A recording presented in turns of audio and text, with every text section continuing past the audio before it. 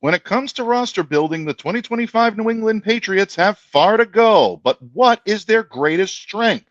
Stick around, you're about to be locked into the Locked On Patriots podcast.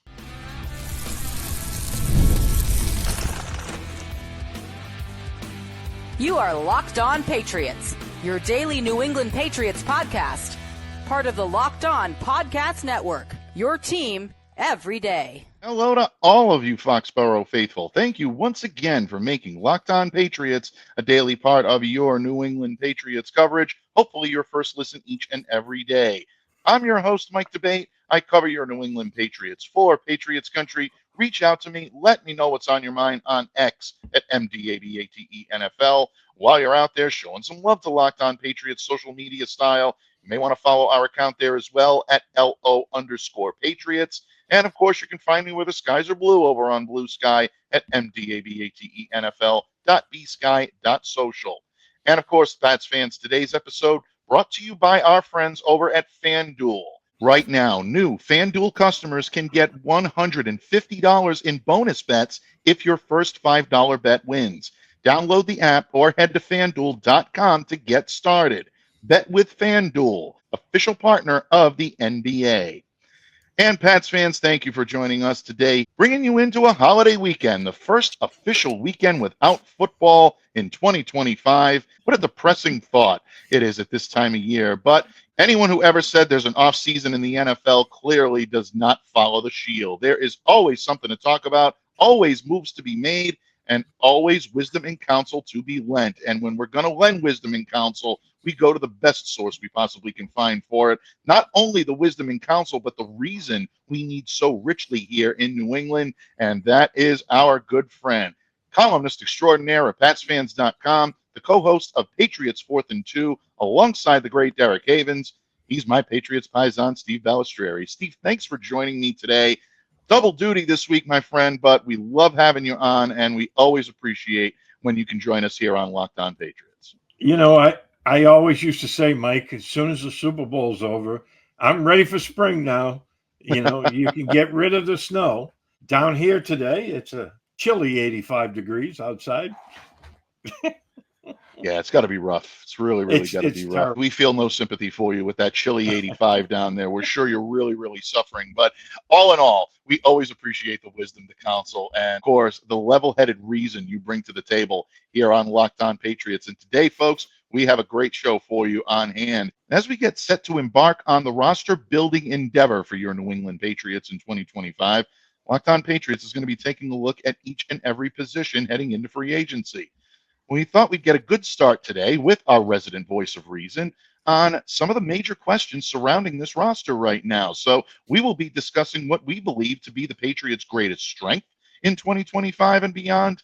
What's their biggest concern heading into this season, or perhaps their biggest weakness heading into this season? And then I think a question Steve and I are going to have some fun with. We're going to talk question marks. Which aspect of the Patriots roster do we believe has either the greatest upside or the greatest downside? But let's dive right into our first topic of the day, my friend. New England Patriots once again finishing with a 4-13 record. Clearly, when Mike Vrabel takes the clipboard, the whistle, and walks out to his first practice as head coach of the New England Patriots, that's going to be marinating in the back of his mind. What you want to do as head coach is you want to know your team's greatest weaknesses. You want to know their question marks. You want to do everything you can to improve those. But sometimes the biggest win for a head coach or anyone in an authoritative position in any walk of life is to know your greatest strength. I know this team didn't have too many of those last year, but you have a level-headed approach when it comes to looking at the ups and the downs, the ins and outs of this team. When you look at the Patriots roster from top to bottom, what would you say is their greatest strength heading into 2025? I think it has to be the quarterback. I mean, you have Drake Maye, and, you know, all you hear from the national pundits is the Patriots roster is a mess, but they have the quarterback situation well in hand, and that's with Drake Maye. And now his backup is Joe Milton. And the way he finished last year, I think, you know, right now the coaching staff has to be extremely happy with that. I think that, you know, one of the things we were hearing about all season long, but we never saw him, was Milton. We heard the coaching staff, the other players rave about his preparation and his work at practice, usually being the scout team quarterback. And, he finally got a chance to show what he could do. And he played very well, albeit against a very vanilla, Buffalo defense. But you take the ones that's on the schedule, right? So with Drake Maye and Joe Milton, I think that's your strength right now. I think a distant second for me would be the safety group. Very interesting. I'm glad that you mentioned the safeties because we're going to bring up the defensive backfield in just a moment. But I want to stay on the quarterbacks for just a moment because obviously it's the most marquee position in all of the NFL. Anytime that something goes wrong, the quarterback is blamed for it. Anytime something goes right, the quarterback is praised for it. It's just the nature of the way the NFL works. It's the nature of the way pro football works. It is the nature, I think, of the way that sports media works. It's just the most high-profile position. You're going to get the lion's share of the coverage, positive, negative, or indifferent. So in that regard, I think you have someone in Drake Maye that understands that. He's already playing the game, I think, a little bit better than maybe some of his predecessors have in previous years since the departure of Tom Brady, with the exception of Cam Newton. Cam was a master at being able to work the media. I loved covering Cam up here. I have nothing but great things to say about Cam Newton, but since that time, it's been a little bit of a challenge with Patriots quarterbacks and their relationship with the media, their relationship with the fan base, and really, I think, putting their best foot forward on the field and having their words match their actions. Drake, I think, gets it, and I think that's an important part of what will be his success here. But ultimately, on the field is where this kid is going to shine. We're going to get into most concerning weaknesses or most concerning areas on this Patriots team in just a moment. And I have a funny feeling that at least at some point in that discussion, we're going to find common ground based on our conversations before. I don't think it's really a revelation, folks, but I'm not going to steal my friend's thunder. I'm going to give him an opportunity to speak very clearly, lucidly, and intelligently on the subject, as he always does. But keeping it on the strengths for just a moment, you give me quarterback, I give you cornerback. And the reason why I give you cornerback is Christian Gonzalez. I absolutely love the season that Drake Maye had in 2024. I share your sentiments on 2025. I'm excited to watch what this kid can do under the tutelage of Josh McDaniels. I have no reservations whatsoever that Josh is the ideal offensive coordinator and quarterback guru to be able to guide this kid to his full potential. I don't think you would have found anyone out there better suited for that job than Josh McDaniels. That being said, I also want to give a ton of credit to Drake Maye, who I think has adapted to a pro level game and adapted a pro level skill set in more of a record time than anyone would have given him credit for. That is a credit to him, the work that he puts in, the dedication that he has, and the desire to be better each and every day he gets out there on the field. The reason why I'm not quite ready to anoint him as the team's greatest strength yet is simply because he is a rookie coming into his sophomore season, into his second season. And I still think there's some growth that needs to be done there, some plateaus that still need to be reached in order for Drake to take on that mantra. Look, I don't think that's a knock to Drake Maye, and I don't mean that as a knock to Drake Maye. I will say very honestly that the first two seasons that Tom Brady was the quarterback here in New England wasn't the best player on the team. He had to earn that role. He had to emerge into that. He had to grow into his strengths and really harness his greatness in order to become the player that he ended up being, which, in my opinion, is the undisputed greatest player in NFL history. But bottom line, you still need to grow. And I think Drake is still at that point. I think Christian becomes the Patriots' greatest strength at this point because of the experience that he has. And I say that knowing full well that he missed the majority of his rookie season. Christian still has a maturity and a wisdom beyond his years that helps him on the football field. And that drive, that consistency is always there from him. You can throw the greatest receivers in the game at Christian Gonzalez. He'll play them hard and he'll shut them down 9 times out of 10. He finished the season with 59 tackles, 2 interceptions, second team All-Pro nod. A lot of people thought he should have been a Pro Bowler. I'm one of them. I believe he should have been there.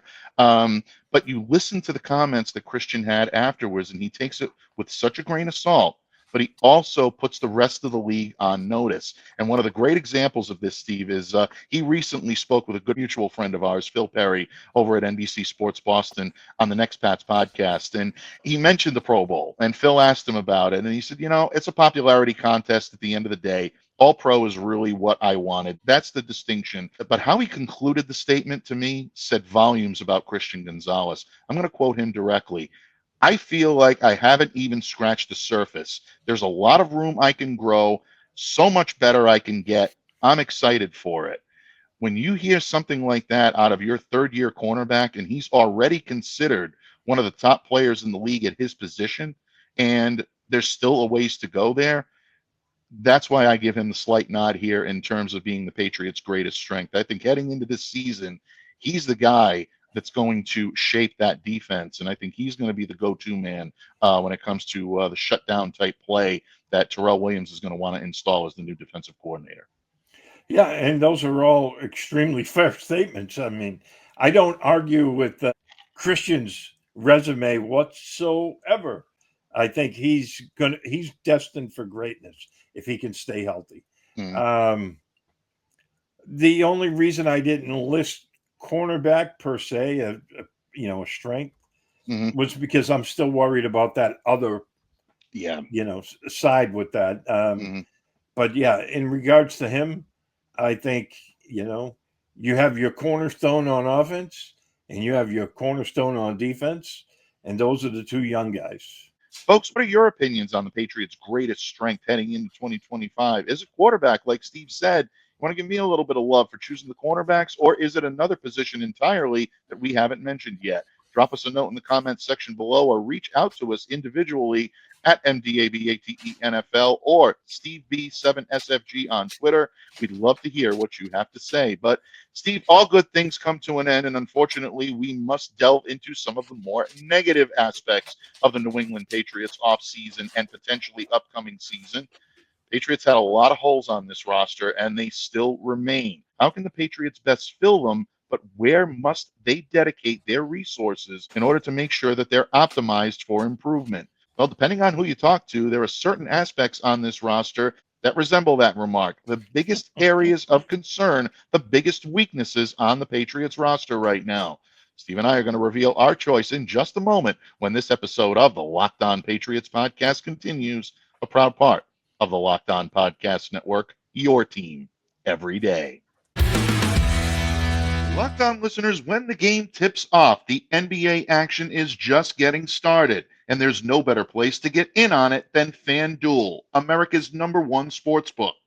With FanDuel, you can place live bets throughout the game, so even if you miss the opening tip-off or want to bet on a fourth quarter comeback, you can stay in on the action. And if you're looking for a bigger payout, you can even combine your live bets into a same-game parlay. I love using FanDuel's live betting feature because it keeps every moment of the game exciting. Whether I'm backing my team for a late-game rally or picking a player to hit a clutch three, I never feel like I missed my chance. Plus, the app is easy to use, and when you win, you get paid instantly. Right now, new FanDuel customers can get $150 in bonus bets if your first $5 bet wins. Just visit FanDuel.com to join today. That's FanDuel.com for your shot at $150 in bonus bets. Make every moment more with FanDuel, the official sports betting partner of the NBA. Thank you once again for joining us here today on Locked On Patriots. We are getting you ready for roster building in Patriots Nation as your 2025 New England Patriots begin the process of crafting the team you will see each and every week out on the field in 2025. The league year beginning on March 13th, so we are a little under a month away from the start of the new NFL year. Steve, it all begins again. Everyone gets reset to 0-0, but you know that 4-13 record that the Patriots are carrying in from last season is definitely a concern for Patriots ownership, for the coaching staff, the front office, most importantly, for the roster on the field. Steve, you and I try to always be on the optimistic side of things. We believe that the Patriots will be better in 2025 than they were in 2024, but there are a lot of holes to fill on this roster. There are a lot of problematic areas, and some are a little more problematic than others. So in the interest of our roster building discussion today, my friend, I want to give you the ball on this one right away. You had mentioned the quarterback position being the biggest strength of this team heading into the new season. I'm going to ask you to flip the script now, bud. What is the biggest potential Patriots weakness heading into 2025? Has to be the offensive line, Mike. Has to be. I mean, absolutely.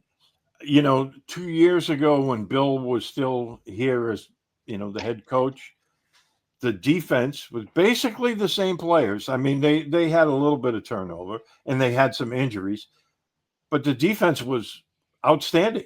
I mean, let's call it what it is. And they had a lot of injuries.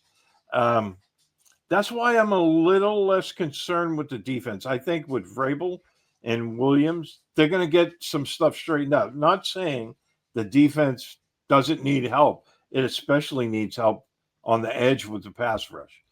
But to me, the offensive line has been an issue for several years now. And it kind of bottomed out last year. And it was unfair to the quarterbacks when they were in there. I mean, Jacoby Brissett and Drake Maye, I mean, they spent too much time running, for their life than they should have been. And basically, I mean, you look at the offensive line, there's a ton of question marks all over the place. I think it has to be the offensive line. I think this has to be their focus for fixing things first, because you have to fix it. It reached the point where, you couldn't do anything. You couldn't run the ball, and they had good running backs. You couldn't throw the ball because your quarterback, he had to get rid of it in under 2 seconds. Otherwise he's getting hit. I think this is the biggest weakness they have. It's been a weakness for several years. They've tried to put Band-Aids on it for a couple of years now, and it didn't work. And I think with this new regime that's in place, I think that's what they're going to go after first.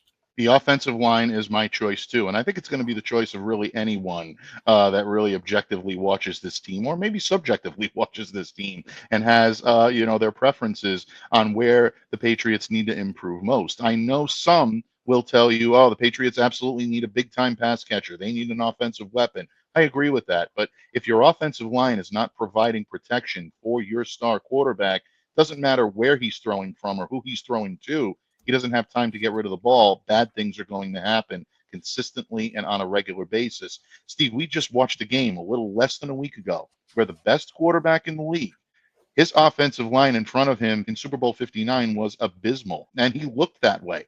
He had no comfort level. He wasn't able to make adjustments. And yes, some of that does belong on Patrick's shoulders, but a lot of that belongs on the protection unit in front of him. So you see how important it is to build that line, to build from the trenches. Our good mutual friend Murph talked about that each and every week here on Locked On Patriots in 2024. Felt like a broken record in a lot of ways, but it is so important. It's a point that needs to be hammered home. So if it does seem repetitive, there's a reason for it, folks. It's something that absolutely has to be done, and the New England Patriots will indeed do that. Now, here's the star question of this, Steve. Since we're both in agreement that this O-line was extremely porous and was devoid of talent in 2024, the Pats need to upgrade this unit. When you look at the Patriots right now, you look at their situation when it comes to draft capital, and also when it comes to salary cap availability, which they have in excess of $120 million, knowing the free agents that are available and knowing the prospects that could be available via the NFL draft, where do you believe the Patriots should focus greater attention on upgrading the offensive line? Should they do it through the draft, or do you think they need veterans to come in and stabilize what we saw last season? Well, I think with the money that they have to spend this year, I would absolutely try to entice a couple of free agents, because, if you don't spend the money, it doesn't help you in the draft. So I'm looking at it, hey, they might really, really like one of the young studs that's coming out in the draft as a tackle prospect. But what happens if he's not there when you pick? I mean, and you have all that money. I would rather double up on stuff, right? By signing a couple of free agents, and I think they should. And that way you're not drafting for need.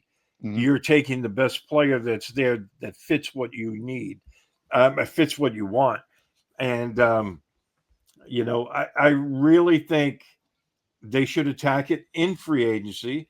And that way if they can't get anybody to bite, then you're going to have to do it in the draft. But if you wait for the draft, then, all that money becomes moot. And look, the Patriots do have certain areas on the field that will benefit from some high-priced talent. We mentioned a pass catcher. Everyone assumes that big money can be spent on a wide receiver this offseason. We've heard the name T. Higgins sprinkled a lot throughout the last couple of days, especially when you hear reports coming out that the Patriots really want T. Higgins. I usually err on the side of Aristotle, for Steve. Virtue lies in the middle. Get a few good prospects and beef up the line with a few savvy veterans. But ultimately, a lot of the market, I think, is going to determine how they're going to be able to fill these slots. That's why free agency is so important. That market may set what the Patriots need to do. If they can't find the answers they're looking for along this line in free agency, then yeah, they're going to have to go line heavy in the draft, simply because I just believe that members that are right now on this roster are simply not going to get the job done. Can I add one more thing about, the T. Higgins thing? Absolutely. I think what the Red Sox just did, with Alex Bregman, mm-hmm. You get a guy that probably really doesn't want to come to Boston. Right. But you give him a short-term deal with a lot of money. I mean, everyone's saying T. Higgins is going to command over $30 million. Mm-hmm. If I'm the Patriots, I offer him $3 and $40. I know that's a lot of money, but that's how you entice him to come. And then he's not stuck here for a long period of time. He can still, in 3 years, command big money because he's still going to be young enough to do so. Right. Very good point. I mean, let's face it, you're going to have to overspend when guys are looking at your team as not a preferred destination. Mm. But you give them a short-term deal for 3 years, maybe, throw $40 million into the pot, see where it leads you. Oh, absolutely. Especially when you're talking about the type of talent that T. Higgins has and the relationship that he could build with Drake Maye in that short order. All of a sudden, if he's having a blast out here, New England becomes a much more appealing destination. I know the knockout there in New England right now is that nobody wants to come here. Oh, there's high taxes. The weather's bad. Nobody wants to go out and play right now in a team that is rebuilding. Yeah, there's a lot of history there, but, the facilities aren't all that great. The Patriots are trying, I think, their best to make an upgrade there. If they are doing that, they have to invest in the capital on this team. And what better way to do it than to overspend? Give a comfortable contract, not a very constricting contract to someone like a T. Higgins. Yeah, good things could happen as a result. So, Steve, I like the way you think. I think that's very progressively thinking, and I think Pats fans are going to love that too. But before we take our leave of this subject when it comes to the offensive line, we've mentioned before that the Patriots need an awful lot of upgrades to this line. I've gone on record a couple of times where I've said, obviously, David Andrews, I believe, should have the job as long as he wants it.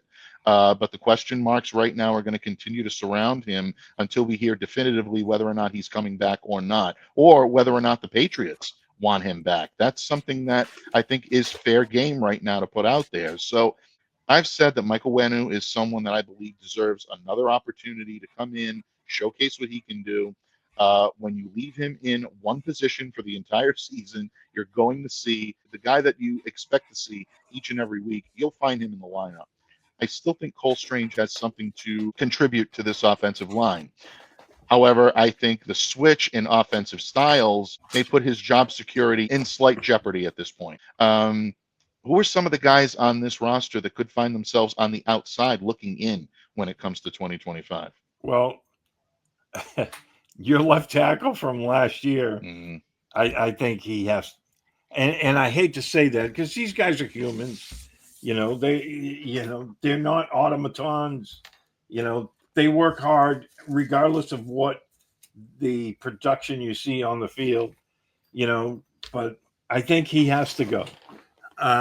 He's a backup at best, and I just think that you look at the tackle position, and I know that they think Caden Wallace is going to be that guy, but you can't bank on that.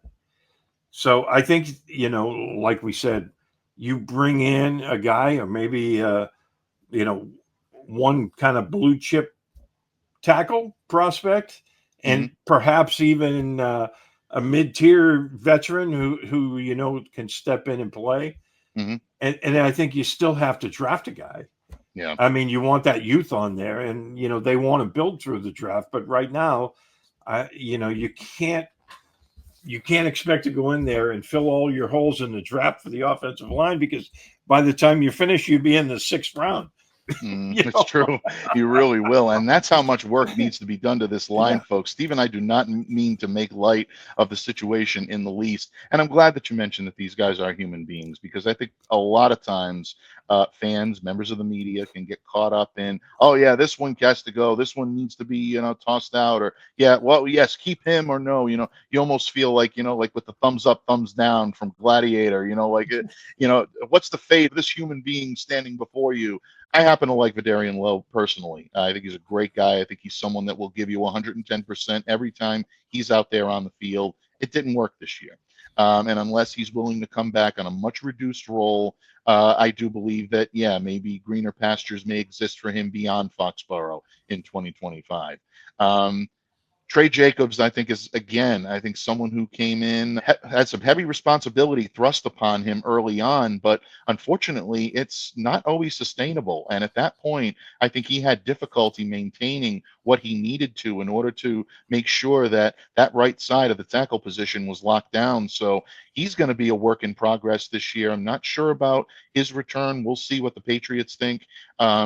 I know a lot of people are talking about the rookies, Caden Wallace and Layden Robinson, who will be second-year players this year. I don't think either one of these players did enough to definitively earn that stamp of approval. They're going to have to come in and earn their spot in 2025. Caden, I think, may end up moving back to the right side. I think that's where he's most comfortable. I never thought the left was really a strong possibility for him. And Layden, I think, can be a good guard, but I think he also needs maybe some seasoning and some time sitting behind guys like Cole and Mike Owenu. And speaking of Cole Strange, I actually think he's the wild card in all this right now, because he is someone that I believe has a tremendous amount of upside if he's healthy. And that's a big if, because he hasn't been the last couple of years. But I worry about his fit in a Josh McDaniels system. Cole is such a creature of outside zone, and he really is at his best when he's blocking for that type of an offense. I really would have loved to have seen what he could have done in Alex Van Pelt's offense this year, maybe made that a little bit formidable if he had played the majority of the season. I know Josh is going to modernize his offense and incorporate some more outside, but again, Josh is at his best when he is calling gap runs. We've seen him do it over and over again, and I think that's where you're going to see him rely if this team gets into trouble. In that regard, could we be seeing the end of Cole Strange here in New England? Could the Patriots take a look at him and maybe say, you know what, we thought this was going to be a good fit, but ultimately he's not going to work for the type of offense we're going to be employing this year and beyond? Yeah, I mean, that's a distinct possibility. And as you know, as you go through the roster, later on, there's going to be a lot of guys that look like that. I think the best possibility for Strange to remain with the Patriots is if David Andrews decides to hang it up. Since we haven't heard anything, I'm kind of thinking that he hasn't decided to do that. I think, if he was going to retire, I think he would have done it by now, but you never know. But if he was to leave, perhaps either him or Jake Andrews, who was hurt last year, could step in and be a center. And I think either one of them would be a really good fit there if David decides to retire and hang it up. But, other than that, I mean, there's so much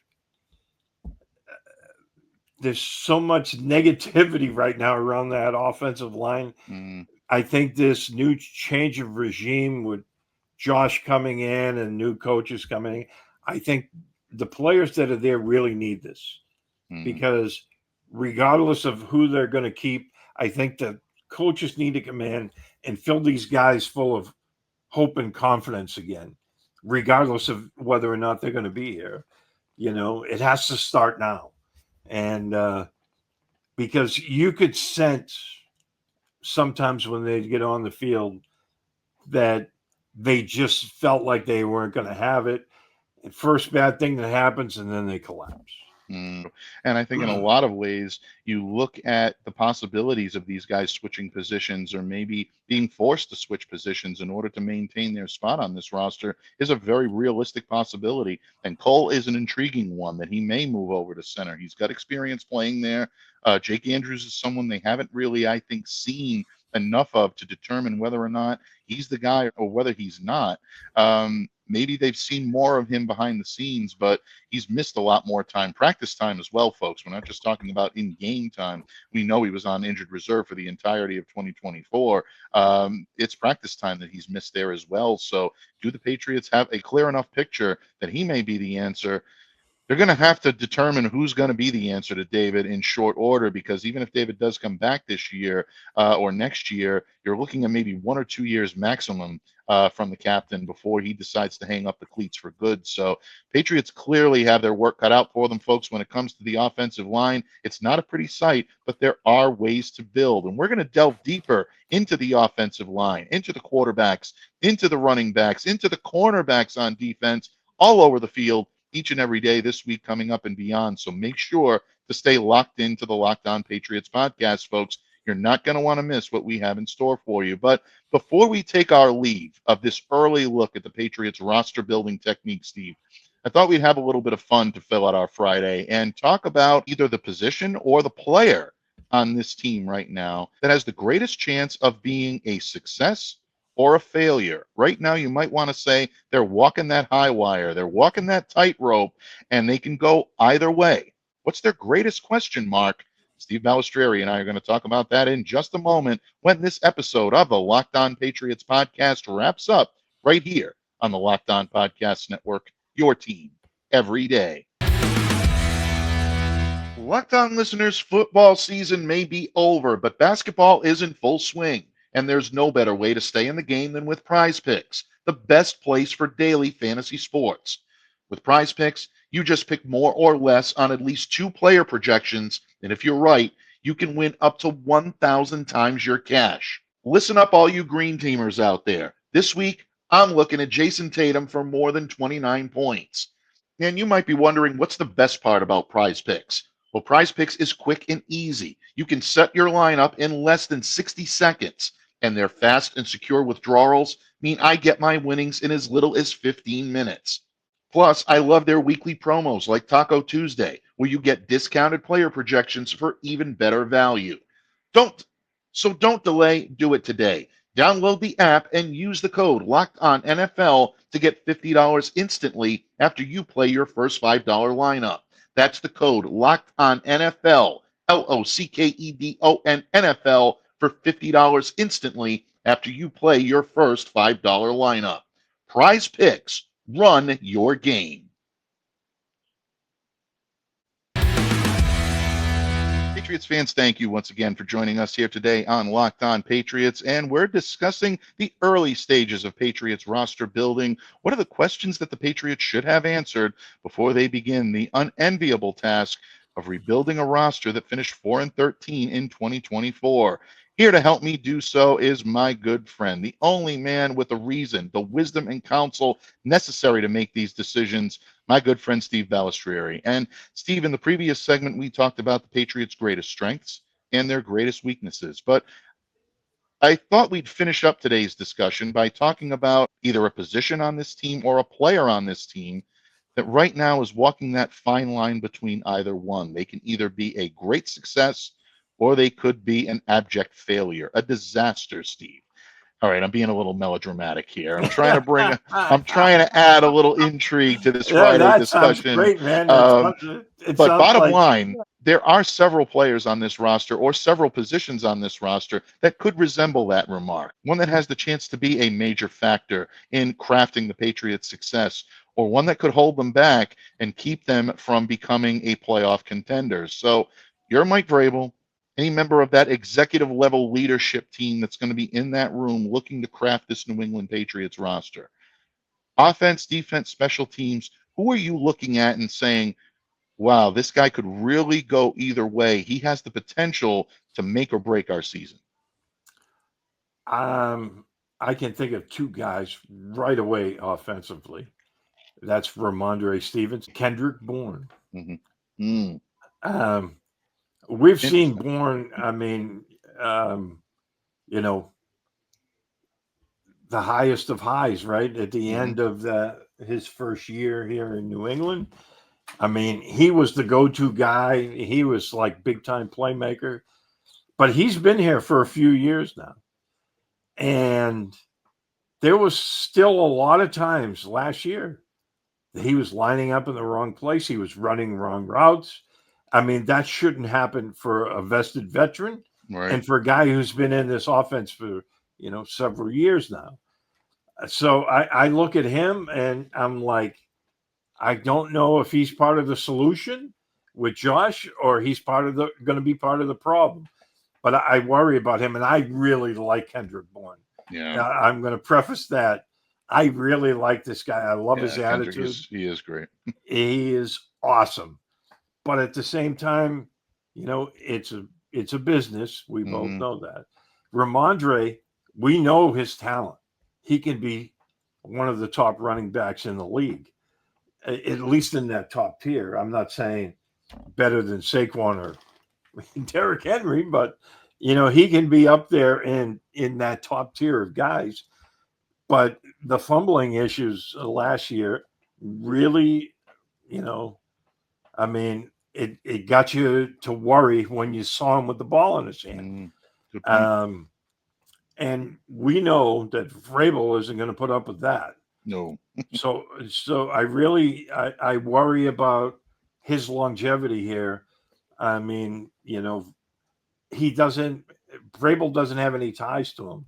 So if they're worrying about him being a guy that turns the ball over, I could conceivably see them looking for a running back and maybe try to trade Ramondre. And I like him too. I think he's fantastic. But, again, you can't have this, fumbleitis stuff. Defensively, I think the guy that could go either way on this is Jahlani Tavai. He's played very well in the past. He did not have a good year last year. No. And, with a new regime coming in, they're going to be running a different kind of defense. And I don't know whether he fits that or not. Those are the three guys that just jump off the page at me right away.